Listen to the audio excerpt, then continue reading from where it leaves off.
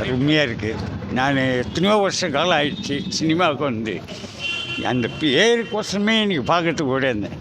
ஆனால் உண்மையிலே அந்த கருத்தை எடுத்து சொல்லி அருமையாக பண்ணதுக்கு ரொம்ப வாழ்த்துக்கள். இவ்வளோ அவார்டு இந்த படத்துக்கு கண்டிப்பாக கிடச்சே ஆகணும். ஏன் சொல்கிறீங்கன்னா, வீர தமிழ்ச்சினா இனி தமிழ்நாட்டில் இந்த மாதிரி பெண்கள் வளரணும். எனக்கு ஆவேசமாக இருக்குது பார்க்க அந்த பெண் அவ்வளோ அருமையாக நடிச்சது. டைரக்டருங்க வசனம் ஒன்றும் என்னென்ன அடிமைக்கு வாழ்ந்தாங்களே இன்னைக்கு கிடையாது. சுதந்திரம் இப்போ தாங்க பிறந்தது வீர தமிழ்ச்சியால். வணக்கம் தம்பி. நான் துபாயில் 13 வருஷம் இருந்தேன். அங்கே சின்ன தவறு பண்ணால் கை கால் எடுத்துடுறாங்க.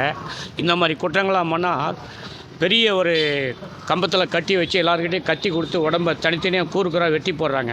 அங்கே வந்து கோர்ட்டு கச்சேரி வழக்கு வாதம் வில்லங்க எதுவுமே கிடையாது. அந்த அரசர் ஆட்சி துபாயில். அமுதாபியில் இருந்து நான் 13 வருஷம். அந்த மாதிரி இங்கே பெண்களை கடுத்தா இந்த மாதிரி பெரிய ஒரு துபாய் மாதிரி தண்டனை வரணும். கோர்ட்டில் போடாத தூக்கு தண்டனை கொடுக்கணும். என்னுடைய அனுபவத்தில் சூப்பர் படம். ஆனால் இதை வந்து மக்களுக்கு தெரிவிக்கணும். இதுக்கு தக்க தண்டனை பரிசாக கொடுக்கணும் அவங்களுக்கு. இந்த ஜனங்க வந்து அலட்சியமாக விட்டுறாங்க. இது அருமையான படம். இந்த படம் எடுத்த டைரக்டருக்கு உங்களுக்கு அத்தனை பேருக்கும் ரொம்ப நன்றி.